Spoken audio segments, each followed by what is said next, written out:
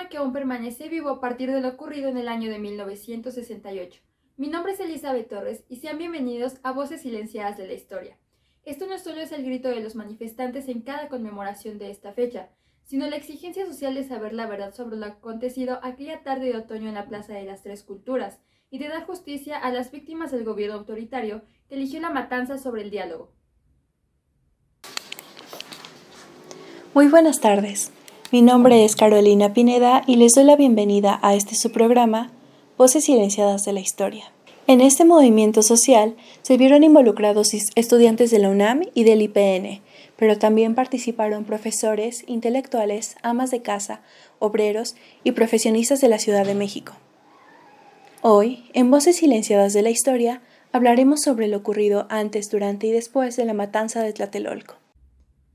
Para entrar en contexto de la historia, el 22 de julio de 1968 se originó una pelea entre estudiantes de la Vocacional 2 y la Preparatoria Particular Isaac Ochoa, la cual está incorporada a la UNAM. Esta tomó lugar en las calles de Lucerna y Versalles de la Ciudad de México. Se han dado diferentes versiones del motivo de aquellas riñas. Se dice que alumnos del Politécnico tenían asuntos pendientes con el director de la escuela particular. Otros hablan de una pelea anterior en la Ciudadela durante un partido de fútbol. Un piropo que un preparatoriano le dijo a una joven novia de un alumno de la Vocacional 5. Se habla también de un conflicto amoroso entre un estudiante y dos alumnos de las distintas instituciones educativas, e incluso de una supuesta novatada entre ambas escuelas. Quizá el motivo no sea tan claro o exacto. Lo único que se sabe es que ese día quedó manifestada la rivalidad entre el Instituto Politécnico Nacional y las preparatorias incorporadas a la Universidad Nacional Autónoma de México. Además, por esa misma época del año comenzaron a arribar diferentes periodistas de todo el mundo, debido a que México sería la sede de los Juegos Olímpicos que darían comienzo el 12 de octubre. El gobierno mexicano no escatimaba en gastos cuando se trataba de dar una buena imagen al resto de los países. Querían demostrar que había paz y cordialidad, por lo que promovían las buenas noticias y la llegada de grandes deportistas, mientras manipulaban a los diferentes medios para ocultar ciertas situaciones como los estudiantes que estaban siendo golpeados, detenidos o desaparecidos, todo aparentando que nada malo estaba sucediendo en el país. Después ocurrió otra manifestación de estudiantes conmemorando la Revolución Cubana. Ahí mismo se encontraba la Federación Nacional de Estudiantes Técnicos, protestando por la intervención policíaca durante la pelea entre alumnos de la Vocacional 2 y la escuela preparatoria. Esta manifestación fue nuevamente reprimida por la policía, por lo que estudiantes tomaron las preparatorias 1, 2 y 3 de la UNAM como forma de protesta ante los enfrentamientos ocurridos entre granaderos y estudiantes. Por otro lado, la policía y el ejército rodearon planteles escolares de la Preparatoria Nacional y del Politécnico. Fue destruida una puerta colonial de la preparatoria del Colegio San Ildefonso. Varios estudiantes resultaron heridos y otros tantos detenidos. Algunos planteles de la Escuela Nacional Preparatoria fueron tomados por las fuerzas públicas. Aunado a esto, el rector de la UNAM, Javier Barros Sierra, al ver dichos actos, izó la bandera en señal de luto, y el 1 de agosto encabezó una manifestación que iba desde Ciudad Universitaria atravesando Avenida Insurgentes, y al finalizar la marcha, dirigió un mensaje donde mostraba inconformidad ante los hechos ocurridos durante los enfrentamientos. Posteriormente, se creó el Consejo Nacional de Huelga, integrado por alumnos y profesores tanto de la UNAM como del IPN, así como de otras escuelas. El 4 de agosto se dio a conocer el pliego petitorio que contenía los siguientes puntos: libertad a los presos políticos, derogación del artículo 145 del Código Penal Federal, es decir, instituían el delito de disolución social y sirvieron de instrumento jurídico para la agresión sufrida por los estudiantes, desaparición del cuerpo de granaderos, destitución de los jefes políticos, indemnización a los familiares de todos los muertos y heridos desde el inicio del conflicto y, finalmente, deslindamiento de responsabilidades de los funcionarios de los hechos sangrientos.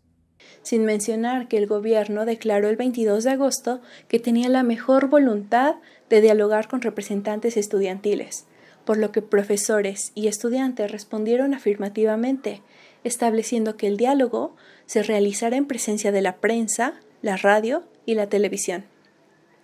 A pesar de ello, El 27 de agosto nuevamente, los estudiantes se manifestaron en el Zócalo, donde izaron una bandera rojinegra y dejaron una guardia. Durante la madrugada, fuerzas del ejército y la policía desalojaron a los guardias estudiantes que permanecían ahí.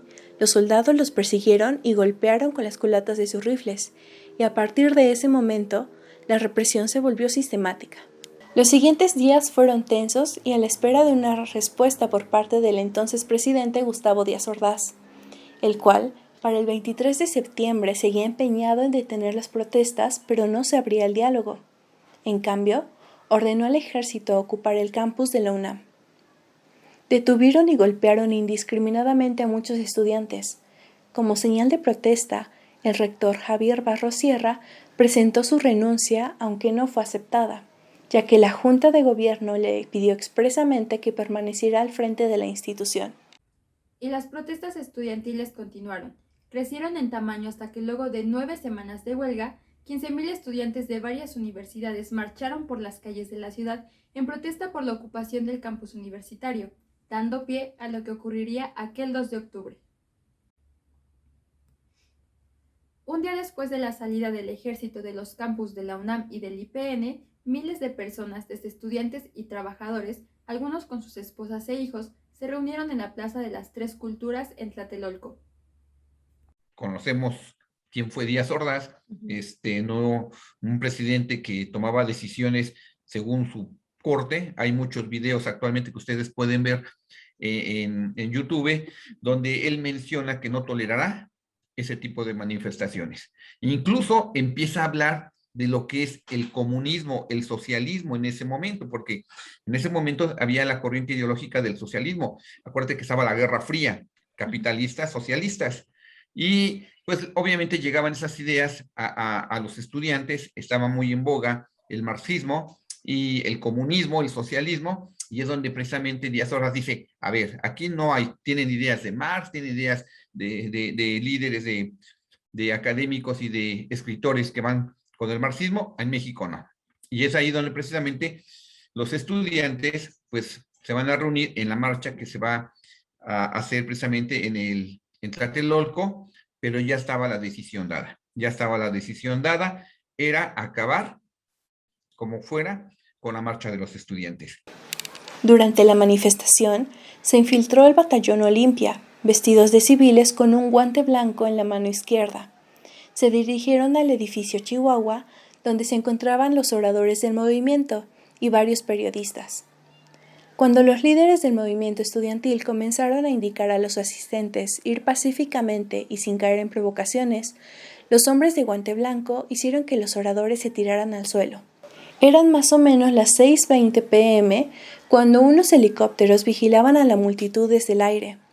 Entonces aparecieron unas luces de bengala como señal para que los francotiradores del batallón Olimpia abrieran fuego en contra de los manifestantes y militares que resguardaban el lugar. Es en ese preciso momento cuando empezó la balacera. Sin embargo, todo esto fue una estrategia muy elaborada por parte del gobierno mexicano para infiltrarse y detener a los manifestantes, haciendo creer que los estudiantes eran los mismos agresores. Mientras tanto, los militares intentaban defenderse de las agresiones por parte de los estudiantes, pero en lugar de disparar a los agresores, se dirigieron a los jóvenes que se manifestaban, creando en pocos minutos una masa de cuerpos que cubría aquella superficie de la plaza. Líderes muy importantes que surgieron en ese momento, por ejemplo, Rosario Ibarra de Piedra, que estuvo buscando a su hijo como uno de los desaparecidos del movimiento. Otro de los líderes fue Eberto Castillo, el ingeniero Eberto Castillo, que era profesor precisamente de la facultad, y muchos, el Búho, ¿no? Muchos líderes que surgieron en ese momento que apoyaron al movimiento y que obviamente después fueron encarcelados y reprimidos fuertemente por el gobierno. Claro, además, muchos manifestantes lograron escapar del tiroteo. Algunos se escondieron en departamentos de los edificios aldeaños. Aún así, el ejército no se detuvo. Irrumpieron cada uno de los departamentos de todos los edificios de la unidad Tlatelolco sin orden judicial alguna para capturar a los manifestantes. La masacre no se detuvo y continuó durante toda la noche. Testigos de los hechos aseguran que los cuerpos fueron sacados en camiones de basura, mientras los líderes del movimiento estudiantil fueron detenidos, algunos golpeados y otros desaparecidos. Los medios de difusión de todo el mundo publicaron la noticia de que se había registrado el choque más sangriento entre los estudiantes y las tropas del gobierno. El periódico, las redes de periodismo, en ese momento los medios masivos de comunicación, minimizaron el hecho. En ese momento el periodista más conocido de la televisión de ese entonces, Jacobo Zabludovsky, todos esperaban que dijera algo sobre lo que sucedió en Tlatelolco, y comienza con una frase: es una tarde bonita, una tarde calurosa, y nunca habla de lo que sucedió precisamente en Tlatelolco. Ya que la operación por parte del gobierno logró su objetivo, se detuvieron estos movimientos por la fuerza, lo que terminó las manifestaciones en ese momento, y así, posteriormente los Juegos Olímpicos de ese año transcurrieron con tranquilidad. Distorsionaron y ocultaron los hechos, todo con la complicidad y participación de numerosos funcionarios gubernamentales, militares y policiales. La cifra de fallecidos aún es desconocida, aunque el gobierno anunció que fue de 29 personas. Los días siguientes se dieron a conocer las versiones oficiales de lo que sucedió. El presidente Díaz Ordaz sostuvo siempre que hubo agitadores desconocidos dentro del contingente estudiantil y que ellos, es decir, los francotiradores, fueron quienes empezaron a agredir a los militares. Actualmente, existen los testimonios de aquellos sobrevivientes, líderes del movimiento estudiantil, quienes cuentan sus experiencias de tortura por parte de los militares para sacar lo más que pudieran de información, algo que pudieran usar en su contra. Relatos de lo que vivieron algunos por meses o incluso años en las cárceles a las que fueron mandados. Otros sobrevivientes que lograron escapar aquel día cuentan también cómo vivieron después de ello, el trauma por el que pasaron al ver a algunos de sus compañeros, maestros, amigos, conocidos pasar por aquella tragedia, verlos heridos, detenidos, fallecidos o incluso sin tener noticia alguna de ellos. A mí lo que me impresiona de los estudiantes hoy día, cuando hacen las marchas recordando el 2 de octubre, pues a veces pienso que han perdido el contexto, ¿no? Han perdido el contexto de lo que sucedió.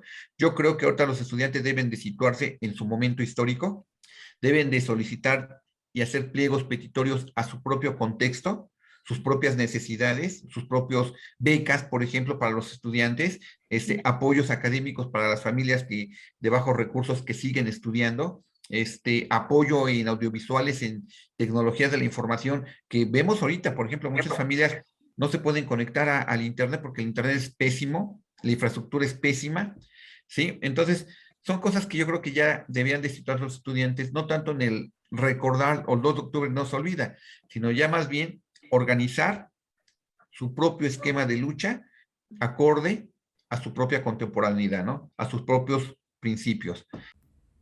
Sin embargo, a lo largo de los años se siguieron haciendo marchas, ahora conmemorando la fecha y buscando justicia para todas aquellas víctimas. Tanto familiares como sobrevivientes de ese año se reúnen y no dejan que lo que sucedió se olvide. Finalmente, a ninguno de los involucrados se les pudo llevar a juicio. Este suceso queda en la memoria de muchos que se han encargado de mantener vivo el recuerdo y el sentimiento.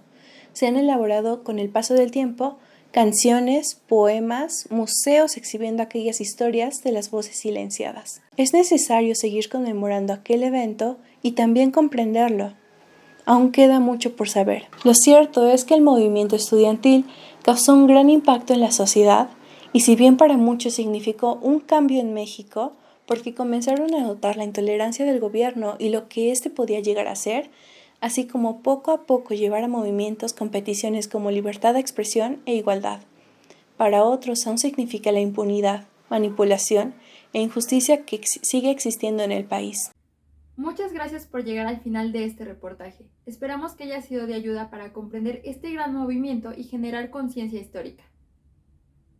Me despido deseándoles un buen día y recordándoles que quien no conoce su historia está condenado a repetirla. Los esperamos en la siguiente emisión del programa Voces Silenciadas de la Historia.